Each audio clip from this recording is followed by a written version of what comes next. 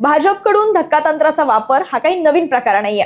जालना, छत्रपती संभाजीनगर या स्थानिक स्वराज्य संस्था मतदारसंघातून भाजपने सुहास शिरसाट यांच्या गळ्यात उमेदवारीची माळ टाकत दानवे आणि गोरंट्याल यांना चांगलेच तारे दाखवले। पण सूत्र नेमकी फिरली कशी आणि पडद्यामागे काय घडलं सगळं सांगते, त्यासाठी व्हिडिओ पूर्ण बघा। नमस्कार, मी शीतल आणि तुम्ही पाहताय ऑड इव्हन। आता यात गंमत म्हणजे सुहास शिरसाट यांचं नाव कुठेही संभाव्य उमेदवारांच्या यादीत नसताना थेट त्यांना उमेदवारी मिळाली आहे। शिरसाट यांना उमेदवारी मिळणं हा भाजपमधील इतर इच्छुकांसाठी मोठा धक्का होता। काँग्रेसमधून भाजपमध्ये आलेले जालन्याचे माजी आमदार कैलास गोरंट्याल यांना विधान परिषदेवर घेतलं जाईल अशी दाट शक्यता होती, पण तसं काहीच घडलं नाही। महानगरपालिका निवडणुकीपूर्वी गोरंट्याल यांनी भाजपमध्ये प्रवेश केलेला। शिवसेनेसोबत युती न करता स्वबळावर महापालिका लढण्याचा निर्णय देखील गोरंट्याल यांचाच होता।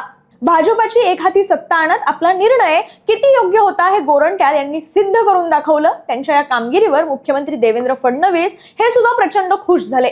गेल्या वेळीही विधान परिषदेच्या रिक्त जागांसाठी कैलास गोरंट्याल यांच्या नावाचा विचार होईल अशी दाट शक्यता होती, मात्र त्यावेळी सुद्धा त्यांच्या पदरी निराशाच पडली। दुसरीकडे महानगर प्रमुख भास्कर दानवे यांनी सुद्धा पक्षाकडे उमेदवारी मागितलेली, मात्र या सगळ्यावर मात करत फुलंब्री विधानसभा मतदारसंघातील भाजप नेते सुहास शिरसाट यांचं नाव जाहीर झालं।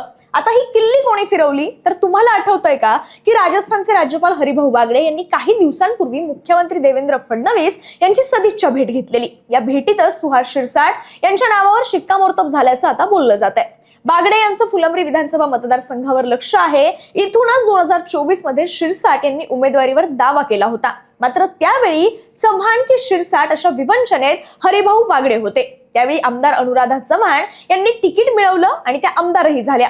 छत्रपती संभाजीनगर जिल्ह्यात खासदार आणि 6 आमदार अशी मोठी ताकद असतानाही स्थानिक स्वराज्य संस्थांमधील घसरणीमुळे शिवसेनेला भाजप पुढे इथे लोटांगण घालावं लागलं। मात्र दोन्ही जिल्ह्यांमध्ये भाजपच्या वाढलेल्या संख्याबळाच्या जोरावर भाजपने ही जागा सोडवून घेतली। शिवसेनेचे नेते आमदार अर्जुन खोतकर यांच्यासाठी तसंच छत्रपती संभाजीनगर जिल्ह्यातील शिवसेनेचे नेते तथा पालकमंत्री संजय शिरसाट, खासदार संदीपान भुमरे यांचं नेतृत्व सुद्धा जागा सोडवून घेण्यात कमकुवत ठरलं। जिल्हा परिषद महापालिका निवडणुकीत भाजपने शिवसेनेला दूर ठेवत सत्ता मिळवली। असो तर ही आहे मराठवाड्याची परिस्थिती। त्यामुळे गोरंट्याल की दानवे या भांडणात आधीच शिरसाट यांचं नाव ठरलं होतं हे यातून स्पष्ट झालंय। भाजपच्या या निर्णयाबद्दल तुम्हाला काय वाटतं? कमेंट बॉक्समध्ये व्यक्त व्हा आणि ऑड इव्हनला सबस्क्राईब करायला विसरू नका।